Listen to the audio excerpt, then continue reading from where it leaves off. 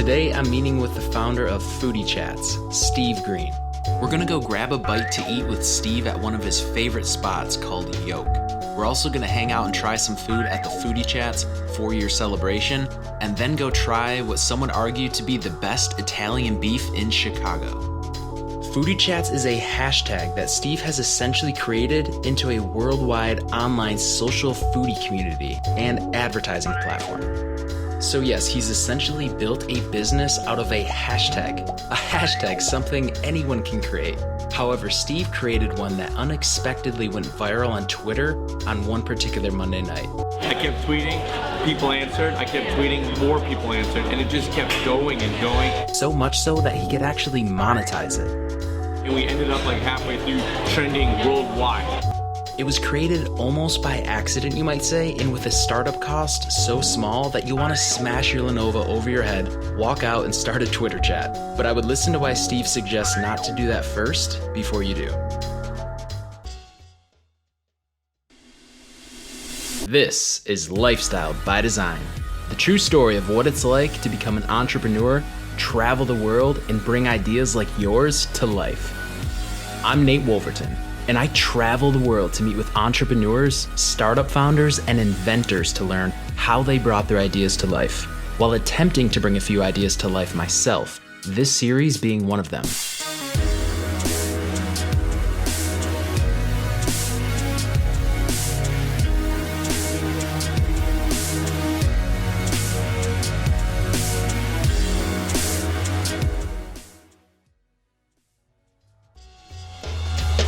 This is Steve Green, at Steve Go Green, founder of Foodie Chats. All right, so Steve, you've created a business essentially out of a hashtag and for your love for food. Is that right? That's right. I still pinch myself every day. Really? A tweet turned into a Twitter chat, turned into a hashtag, and I get to talk and eat food all day long? Wow, crazy. That's awesome. Well, I want to learn all about how you did that, but since we're on the topic of food, how about we grab a bite? Where are you going to take us today? Yeah, let's definitely go grab a bite. Let's go to Yoke. I love Yoke, and I can eat breakfast anytime. Any time of the day? Breakfast is the most important meal of the day? Most important meal, and this is one of my favorite spots, so let's go to Yoke. Awesome, sounds good.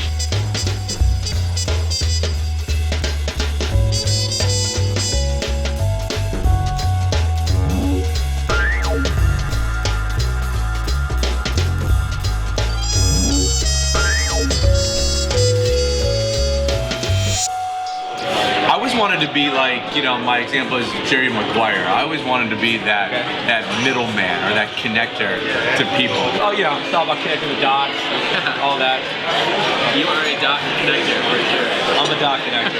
That's the thing that warms my heart the most of anything about Foodie Chats. Of course, Foodie Chats is about food at the end of the day, right? That's the vehicle, but it's more about the relationships that we've met and the connections we've made happen.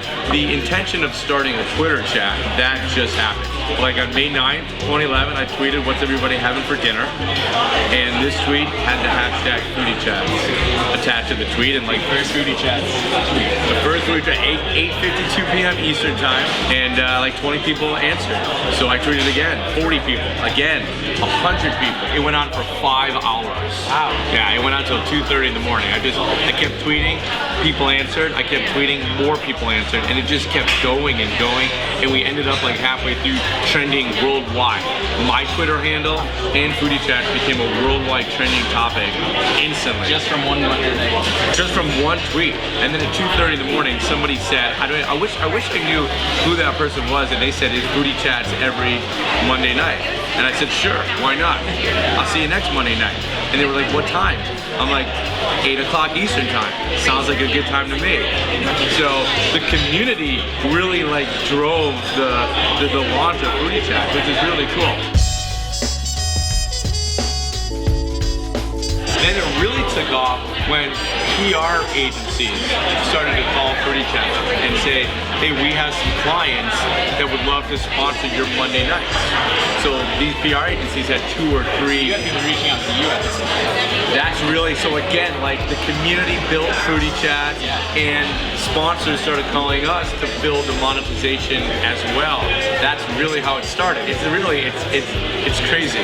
What are like some of the numbers as far as, you know, why like a food company would want to do sponsorship with you? Yeah, so every year our stats have doubled. So they see the increasing growth, rapid growth of foodie chats. We're not on the downward, we're on the upward.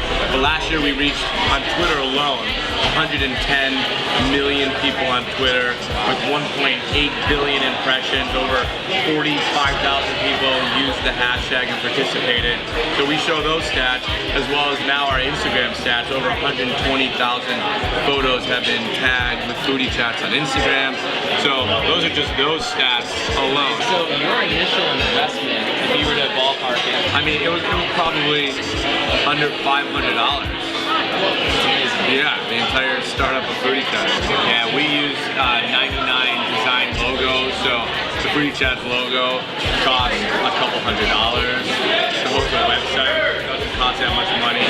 Business cards don't cost that much money. It's really cool because it really was built from the beginning, from it started. It just took off right away. For the people, by the people. It is, you know? Like, people always ask me, like, hey, can you give me some advice about starting a Twitter chat? And I'm like, yeah, my advice is don't. Don't, it's hard.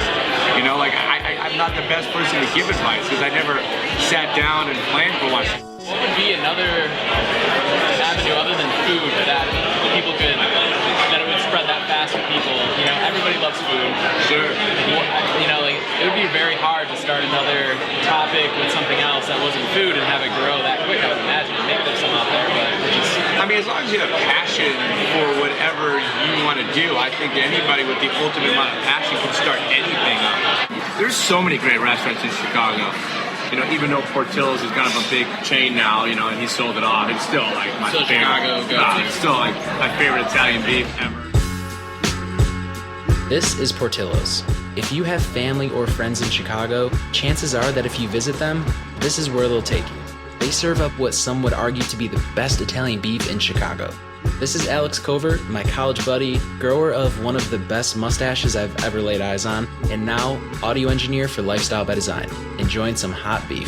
What I took out of it is that he knew where he wanted to be, like as a person or as a career, you know, he just had that image of himself being that connector. And as soon as that opportunity arose, he just fell right into it perfectly. Like, how many people would have saw that as an opportunity?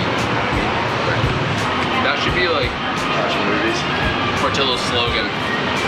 Italian beef. As much as I don't think I need one, I think I need that.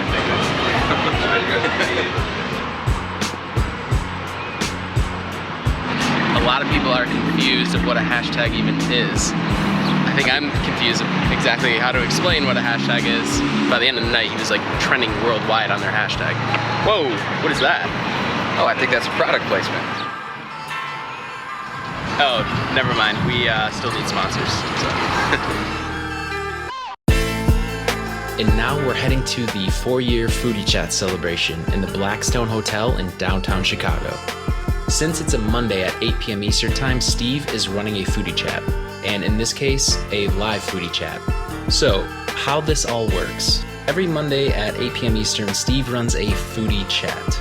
Steve asks 10 questions throughout the night with the hashtag Foodie Chats attached. Questions vary, but they're more opinion-based than trivial. People following Foodie Chats see these questions in their Twitter feed and reply to them with their answer.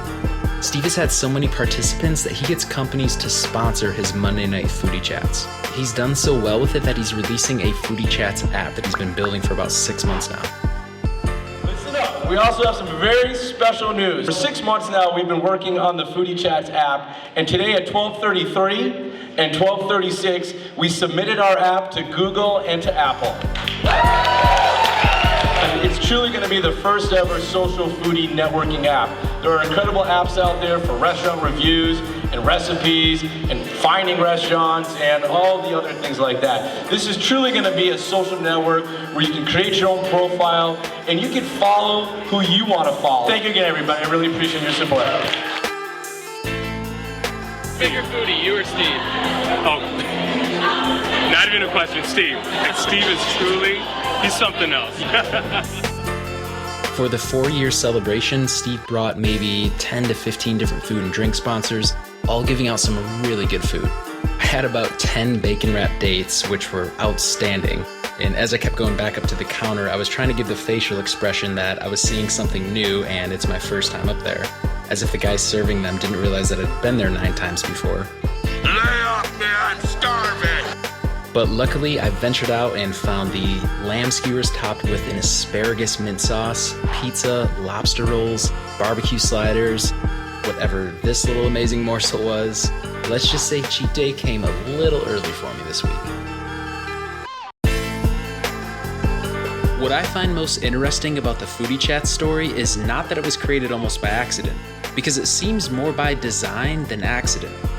What's most interesting to me is that Steve became exactly who he envisioned himself to be, a connector of people.